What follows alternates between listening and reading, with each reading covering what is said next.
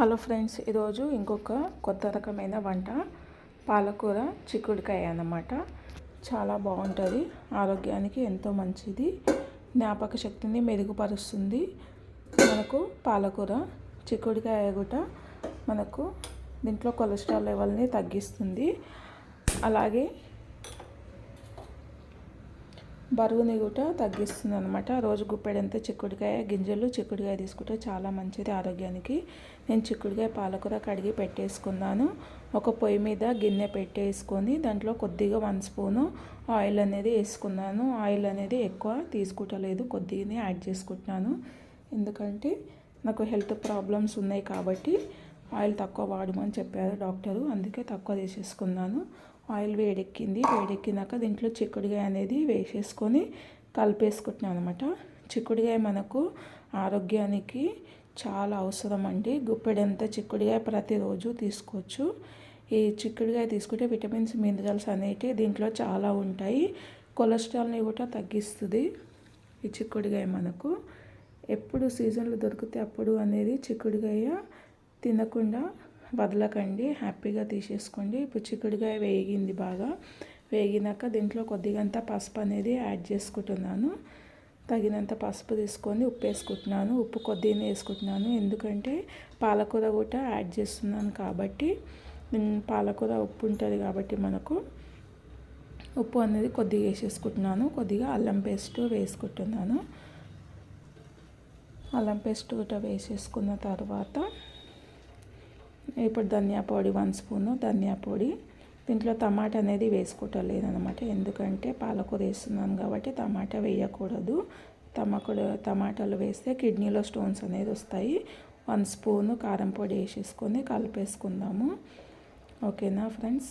పిల్లలు కూడా పాలకూర తినకుంటే ఇలా మీరు ఏదైనా ఒక కర్రీలో పాలకూర వేసి వండేసేయండి, హ్యాపీగా పాలకూర తింటారు. పాలకూర పిల్లలకి చాలా అవసరం అండి, వాళ్ళ జ్ఞాపక శక్తిని మెరుగుపరుస్తుంది. పాలకూర తీసుకుంటే ఐరన్ అనేది పుష్కలంగా ఉంటుంది మనకు పాలకూరలో. కాబట్టి పాలకూర వారానికి 3 నుంచి 4 రోజులు తప్పకుండా తినండి. ఒక గ్లాసు వాటర్ పోసేసుకొని ఈ చిక్కుడుకాయ గింజలు ఉడకనిద్దాము మనము, ఎందుకంటే పాలకూర వేసుకుంటే తొందరగా ఉడికిపోతుంది కాబట్టి.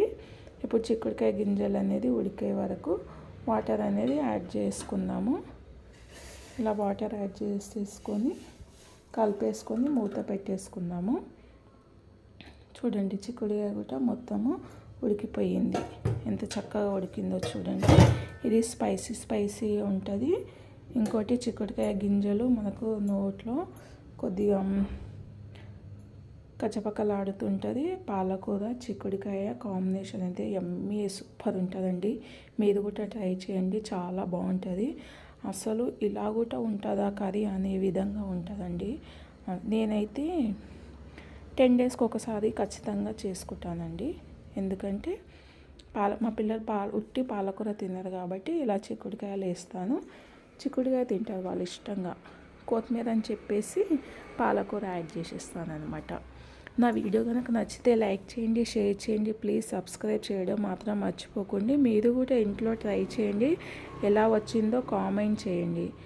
ఓకేనా. ఇప్పుడు పాలకూర కొద్ది కొద్దిగా వేసేసుకొని కలిపేసుకుందాం అన్నమాట.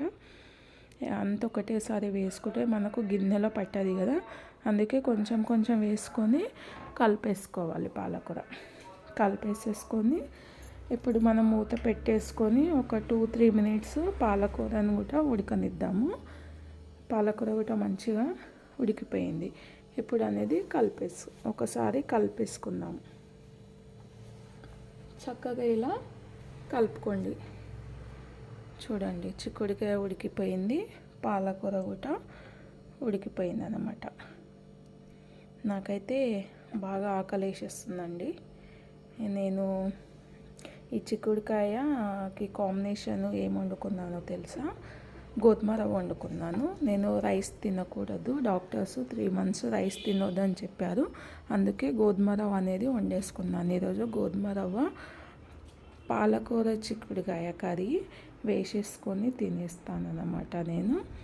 చూడండి, ఆల్మోస్ట్ అయిపోయింది. ఇంకా నేను మస్తు ఫుల్ అయితే ఆకలేస్తుంది. అన్నంలో తినొచ్చు, మీరు చపాతీలో తినొచ్చు, పరోటాలో తినొచ్చు, రవ్వలో తినొచ్చు. ఉట్టిగా కూడా ఒక బౌల్లో వేసేసుకొని ఉట్టిగా కూడా తినొచ్చు. సూపర్ టేస్ట్ అనేది ఉంటుంది. అంటే నేను ఒక్కొక్కసారి మార్నింగ్ ఏం చేస్తాను అంటే ఒక 2 ఎగ్స్ తీసేసుకొని ఉడకబెట్టుకున్న గుడ్లు అలాగే ఇలా కర్రీ వండుకున్నప్పుడు ఇది ఒక బౌల్ నిండా వేసుకొని 2 ఎగ్స్ వేసుకొని తినేస్తాను అన్నమాట. నా మార్నింగ్ బ్రేక్ఫాస్ట్. సబ్స్క్రైబ్ చేయడం మాత్రం మర్చిపోకండి.